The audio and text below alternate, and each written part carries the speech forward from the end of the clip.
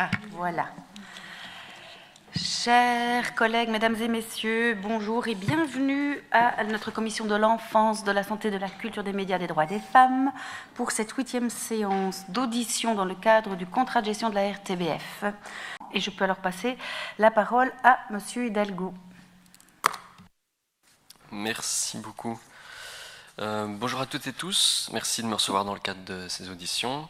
Je suis Fabien Hidalgo, coordinateur de Fakir, donc vous l'avez dit, c'est la fédération professionnelle des musiciennes et musiciens en Fédération Wallonie-Bruxelles. Je suis par ailleurs président de la Chambre de concertation des musiques et siège à ce titre au Conseil supérieur de la culture. Depuis sa création en 2013, Fakir a à cœur de défendre le secteur musical, et valoriser les différents maillons de la chaîne création, production, diffusion, et milite pour une réelle valorisation des artistes en Fédération Wallonie-Bruxelles. Donc, il y a 5 ans, j'étais déjà devant cette même commission pour traiter du même sujet. Comment faire pour que la RTBF valorise mieux les artistes de la Fédération Wallonie-Bruxelles dans toute leur diversité. Nous soutenions déjà la mise en place de quotas de diffusion ambitieux sur les radios de service public, l'activation d'une plateforme de concertation efficace et une réflexion nécessaire sur les outils à développer pour mettre en valeur les productions musicales de notre territoire. Alors, qu'est-ce qui a changé en 5 ans ? Tout et pas grand-chose. Je ne vais pas revenir sur le fait qu'une crise sanitaire vient de nous passer dessus en s'essuyant bien les pieds sur le secteur culturel, qui mettra probablement plusieurs années à s'en remettre. Mais à plusieurs égards, elle aura permis de jeter un nouveau regard sur les artistes et productions locales.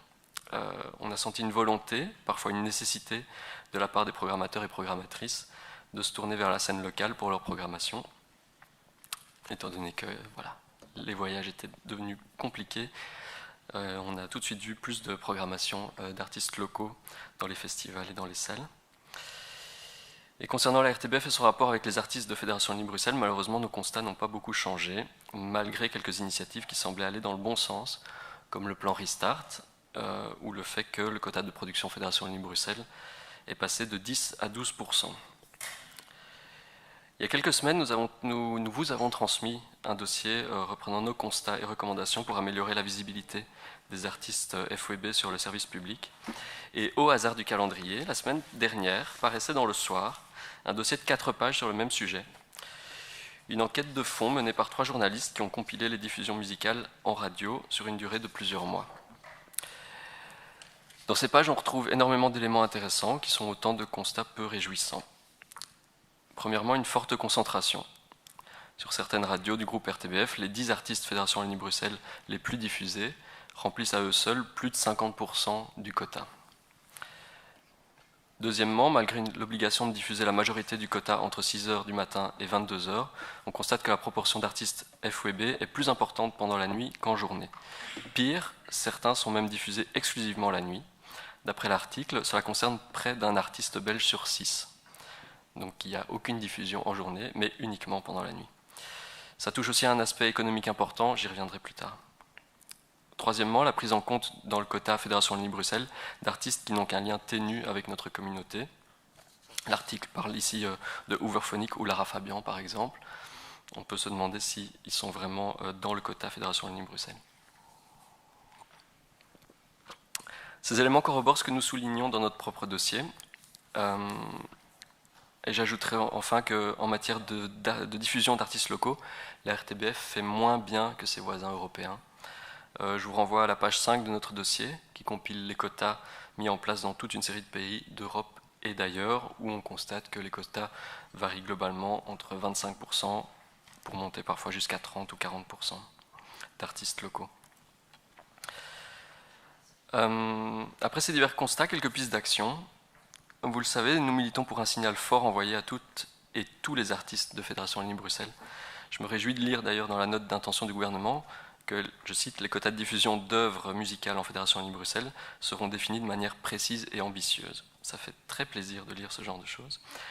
J'espère que le résultat sera à hauteur des intentions. C'est le point central que nous voudrions voir développer, la mise en place d'un quota global de production Fédération Wallonie-Bruxelles à hauteur de 25%, tel que cela se pratique par exemple sur les chaînes du service public flamand, comptabilisé uniquement en journée, mais aussi l'instauration de quotas de diversité. Je vais les développer ici. Donc, je le disais, actuellement, le quota imposé aux radios linéaires de la RTBF est de 12%, dont 10% en journée, avec une petite exception pour Classique 21 qui se contente de 6%, dont 4,5% en journée, et qui, d'après l'article du soir, ne les atteint même pas.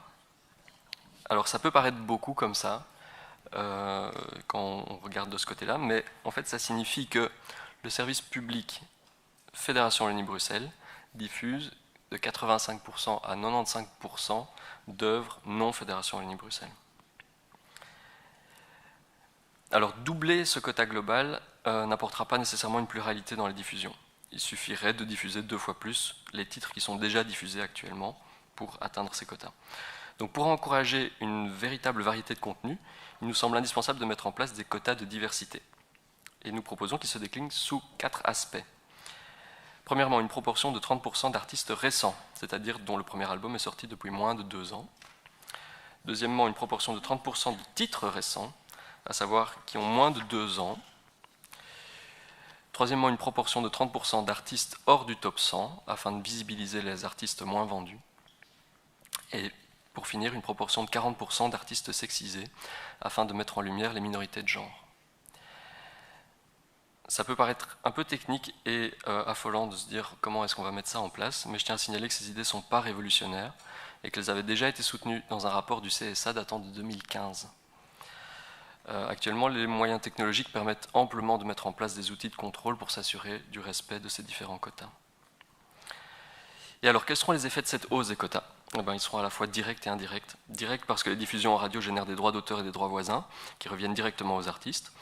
Et cet argent permet de nourrir le développement de l'artiste, qui pourra s'entourer par exemple d'un booker ou d'un manager, payer un photographe ou une illustratrice pour la pochette du prochain album, s'offrir un plus long temps d'enregistrement en studio, etc. Petite parenthèse sur les droits ici, j'avais dit que j'en parlerais. Il y a une différence notable entre les montants des droits perçus par les artistes selon que leurs titres sont diffusés en journée ou de nuit. Pour un titre diffusé de nuit, un artiste touche la moitié de ce qu'il gagnerait si le titre était passé en journée. Ça, c'est pour les droits d'auteur. Pour les droits voisins, le calcul s'opérant selon l'audience, la différence peut être encore plus importante.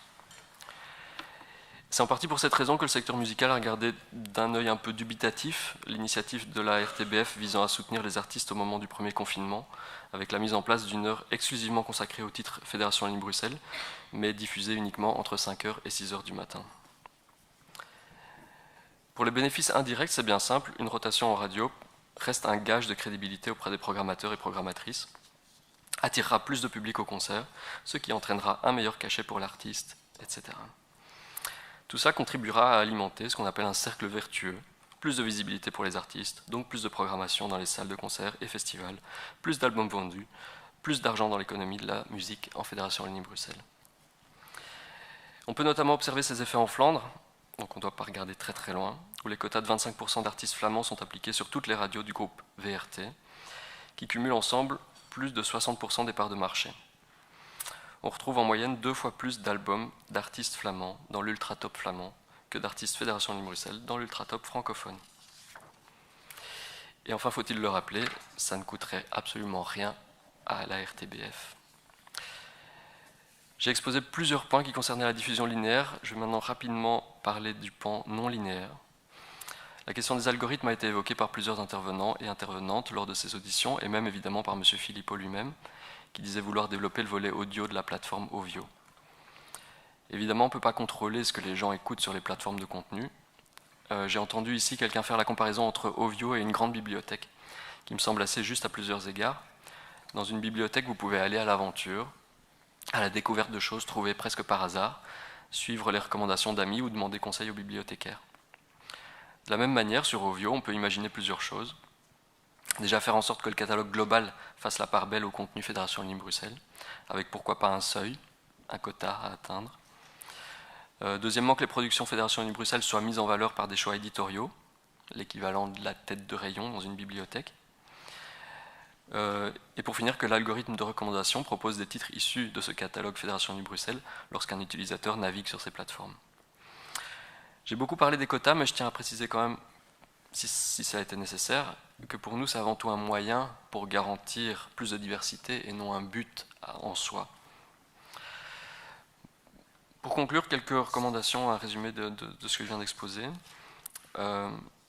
la mise en place d'un quota général et des quotas de diversité sur le linéaire, le développement du catalogue Fédération Wallonie-Bruxelles sur le non linéaire et surtout sa mise en valeur par une éditorialisation du contenu à travers l'usage d'algorithmes ou l'intervention humaine. Un point que je n'avais pas encore évoqué, mais doter le CSA de moyens suffisants pour garantir sa mission de contrôle. Alors évidemment, ça sort du cadre de la question du contrat de gestion ici, mais ce n'est pas seulement en termes financiers, mais aussi en termes de transparence et d'uniformisation des données transmises, par exemple. La RTBF transmet toute une série de données au CSA. Si ces données étaient uniformisées, je pense par exemple aux playlists des radios, qui sont parfois un petit peu différentes. Si tout ça a été uniformisé, ce serait plus facile pour que le CSA remplisse sa mission de contrôle. Et enfin, peut-être le point principal, parce qu'il permettra de résoudre énormément de problématiques, la mise en place effective de la plateforme de concertation, telle qu'elle est censée exister selon le contrat de gestion actuel. Un réel point de contact formalisé pour un dialogue entre la RTBF et les différents acteurs du secteur culturel. Désolé de reprendre encore une fois un exemple flamand, mais du côté flamand, il existe le Music Overleg, qui rassemble autour de la table tous les intervenants du secteur musical néerlandophone, que ce soit les représentants d'artistes, les sociétés de gestion de droits, mais aussi les médias, les producteurs, qui se réunissent assez régulièrement pour discuter de l'état du secteur musical. Et je pense que ça apporte toute une série de bonnes choses et que ça permet d'éclaircir certains malentendus. Alors la place donnée aux artistes dans notre territoire par les médias de service public doit être l'un des piliers de la construction du prochain contrat de gestion. Et nous sommes disposés à y contribuer de manière positive. Merci pour votre écoute. En préambule, je voudrais juste rappeler que je suis ici au nom de la SCAM Belgique, dont je suis présidente et donc accompagnée de Luc Jabon, qui est l'ancien président de la SACD et membre de son comité aujourd'hui. On a entendu un peu partout, par les créateurs, le manque de dialogue récurrent que nous rencontrons depuis quelques années. Et c'est pour rétablir ce dialogue et amener une meilleure collaboration que nous proposons diverses mises en place d'organes de concertation. Donc la mise en place d'un organe de concertation spécifique entre le CA ou au moins le bureau de la RTBF, les fédérations professionnelles et la Fédération Wallonie-Bruxelles. Je pense qu'au niveau de la musique, ils le vivent aussi. Aujourd'hui, il faut vraiment dépasser ce travail autarcique de la programmation de la RTBF pour essayer de nouer avec eux une relation qui permettrait de trouver une place juste et légitime aux œuvres que la RTBF a elle-même coproduites. Je ne vais pas rappeler tout ce que les intervenants précédents ont dit, les points soulevés, parce que majoritairement nous soutenons ces points concernant par exemple mais pas limité à des aspects de diversité du répertoire, la visibilité de nos talents et la concertation, dialogue avec notre diffuseur public entre la RTBF donc, et le secteur culturel. Je me présente, peut-être ce serait plus poli, je suis Olivier Materling, je suis le responsable de la communication des affaires publiques et de Sabam for Culture, qui est le fonds culturel de la Sabam. Je me présente, Steven de Keyser, directeur général de la Sabam. Mais je tiens quand même à peut-être partager avec vous un ou deux commentaires qui ne nous semblent pas être sans importance. On a discuté beaucoup ce matin et les sessions précédentes sur les aspects de quotas, des pourcentages et autres. Une discussion que nous soutenons. Je pense qu'elle est essentielle, importante, et donc la SABAM tient à clairement soutenir ces différentes suggestions et propositions qui vont, je pense, amener une valeur ajoutée importante dans le secteur. Mais je trouve quand même particulièrement important de souligner que cette discussion n'a pas beaucoup de sens à une condition ou sous une condition, si on oublie qu'aujourd'hui, la consommation du répertoire, de la création, augmente de manière très considérable à tous les niveaux par la RTBF. On l'a expliqué à plusieurs reprises, il y a aujourd'hui toutes les nouvelles manières de diffusion qui sont essentielles. On souhaite miser là-dessus.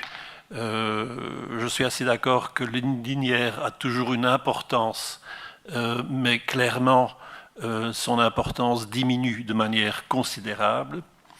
Et donc il y a une consommation de répertoire qui monte, qui augmente chaque année de manière très considérable. Si nous regardons en tant que SABAM la licence et la rémunération qui est payée par la RTBF depuis 2018, on voit quasiment zéro d'augmentation. Donc on voit deux éléments très concrets. On voit une croissance importante de la consommation du répertoire et de l'autre côté, on voit une rémunération qui reste stable. Ce qui veut dire que la création aujourd'hui, dans son utilisation, sa diffusion, est rémunérée beaucoup moins qu'il l'était il y a quelques années. Et donc c'est un élément qu'on ne peut pas oublier et qui est important à ajouter. Donc voilà les deux points que je tenais quand même à souligner, qui n'enlèvent rien à l'importance des points qui ont été partagés par mes collègues aujourd'hui, mais ce qui sont quand même assez cash, je pense, et fondamental dans le soutien de notre secteur. Merci, Madame la Présidente. Merci beaucoup. Je pense que nous avons quand même fait vraiment le tour de pas mal de questions ici. Et je voulais vraiment vous remercier pour vos contributions puis vos réponses bien détaillées aux questions des députés. Nous poursuivons de notre côté une dernière audition à 14h. Donc je vous invite à prendre congé de cette session-ci, de cette commission. Je vous remercie encore 1000 fois.